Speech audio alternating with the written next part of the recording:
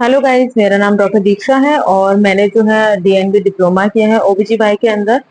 और आज मैं आपको बताने वाली हूँ कि जो डीएनबी डिप्लोमा का लिए जो फाइनल एग्जिट एग्जाम होता है उसके लिए मैंने ओबीजीवाई कौन कौन सी बुक से पढ़ा है। तो मैंने जो है इसके अंदर जो है जेबी शर्मा से पढ़ा है। गायनी मैंने और जेबी शर्मा से पढ़ी है। ठीक है। और ऑप्स जो है वो मैंने भी जेबी शर्मा से ही पढ़ी है। अ, आप सबका भी होगा कि अभी आप सबको ज्यादा पढ़ने का टाइम नहीं मिलता था, क्योंकि हमारा कोर्स सिर्फ 2 साल का ही होता है। उसके अंदर आपको इतना सारा काम करना होता है, तो उसमें आप पढ़ने का समय नहीं मिलता है। लेकिन आप प्लीज टेंशन मत लीजिए। हम सबको भी 1 महीने का ही समय मिला था ऑलमोस्ट पढ़ने के लिए। पर जो ऑप्स होता है उसके लिए डरने की बात नहीं है, क्योंकि ऑप्स वही होता है जो आप अपने लेबर रूम में करते हैं। बस आप थोड़ा सा एक बार इसको एक बार आप पढ़ लेंगे ना, तो आपको आइडिया आ जाएगा कि अच्छा, जो हम करते हैं वही बुक में भी लिखा है। एक आप समझ रहे हैं, जैसे कि मान लीजिए कि हम ऐसे होते हैं कि प्लेसेंटा प्रीविया है तो हमें ब्लड अरेंज करना है, हमें उसका सीबीसी बीटीसीटी ये सब करवाना है और कंसेंट वगैरह होता है, और उसके बाद जो है पेशेंट को रेस्ट वगैरह जो भी चीजें है तो वही सब इस बुक में भी लिखी है। बट एक बार आप पढ़ लेंगे तो आपको लग जाएगा कि अच्छा, जो मैं पढ़ रही थी, जो मैं कर रही हूँ अपने लेबर में, वो बिल्कुल ठीक कर रही हूँ। तो ऑप्स इतना टफ नहीं है। बस आपको ये ध्यान रखना है इसमें मेनली कि टर्मिनेशन कब किसका किसका टर्मिनेशन कब होता है। जैसे पॉलीहाइड्रोमिनोस का इस बुक के अकॉर्डिंग टर्मिनेशन 38 वीक्स पर है। तो वो सब आपको थोड़ा सा, आपको बस वो टर्मिनेशन कब किसका है वो थोड़ा याद रखना है। बाकी एक बार तो देखिए पढ़ने की जरूरत तो पड़ेगी, लेकिन इसके लिए इतना स्ट्रेसफुल जो है आपको नहीं होना है। इतना स्ट्रेस आपने नहीं लेना है। और गायनी जो है वो बहुत इंपॉर्टेंट है, क्योंकि गायनी जो है हम सिर्फ ओपीडी में देखते हैं या फिर हम सीधे ओटी में जाते हैं, लेकिन वो भी इतनी ज्यादा नहीं होती है। तो अपना जो ऑप्स का एक्सपोजर होता है वो बहुत ज्यादा होता है, लेकिन गायनी का एक्सपोजर इतना ज्यादा नहीं होता है। तो आपने गायनी जो है उसको पढ़ना है। और मैं आपको सजेस्ट करूंगी, मेरी एक फ्रेंड है बहुत अच्छे, उन्होंने हमेशा बोला है कि हमेशा आप पढ़ने की जब शुरुआत करो तो पहले गायनी से करो, क्योंकि ऑप्स इनकेस आप कैसे तैसे लिख आओगे लेकिन आप गायनी नहीं लिख पाओगे, क्योंकि आप इतना प्रैक्टिस भी नहीं करते हो और इतना जो है हमें आता भी नहीं है एज अ जो है रेजिडेंसी लेवल पर। ठीक है।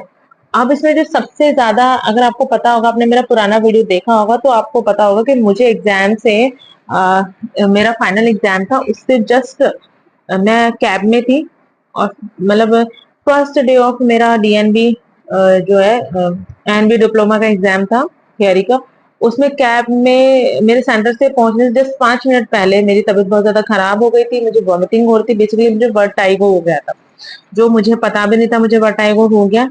तो फिर भी, और मेरे को तीनों दिन वर्टाइगो था, क्योंकि मैं मेडिसिन अपने टाइम पे नहीं लेती थी, क्योंकि मुझे बहुत डर लगता था। तो मैं मतलब टीडीएस में था तो बीडी में ही ली, ऐसे लेती थी, क्योंकि मुझे ऐसे लगता था कि मुझे नींद आ गई तो मैं लिख नहीं पाऊंगी, मैं सो गई एग्जाम में, तो ऐसा मुझे लगता था।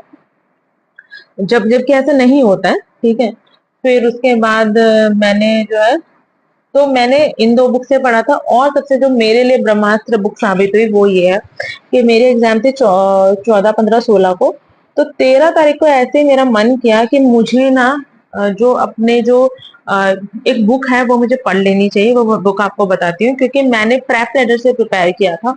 तो मैंने प्रेप लेटर की जो बुक होती है ओबीजीवाई की, जिससे मैंने प्रिपेयर किया था, उस बुक को मैंने, ये है वो बुक, इस बुक को मैंने जो है, आपके पास भी होगी मतलब मैरो या जीसीबी की।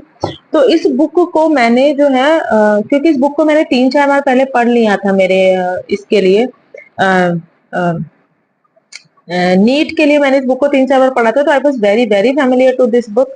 तो मैंने ऐसे ही, पता नहीं ऐसे रैंडमली, मुझे तब मेरी तबीयत बिल्कुल ठीक थी, 13 तारीख के बाद, तो मुझे ऐसे थॉट आया कि यार मुझे ये बुक मुझे दिख गई, तो मुझे लगा कि इसे मैं पढ़ लेती हूँ। तो इस बुक में जो है पूरे 75 पेज में ऑप्स से 75 पेजेस में गायनी, और क्योंकि मैं इसको बहुत बार पढ़ चुकी थी तो मैं इस बुक के लिए बहुत ज्यादा फेमिलियर थी। तो इस बुक को मैंने ना 4 घंटे में ही खत्म कर दिया। इससे मेरा क्या हो गया कि एक बेसिक रिवीजन मेरा हो गया, जैसे कि पीपीएच में ड्रग्स कौन सी होती है वो इसमें लिखे, क्योंकि वो एमसीक्यू आता है।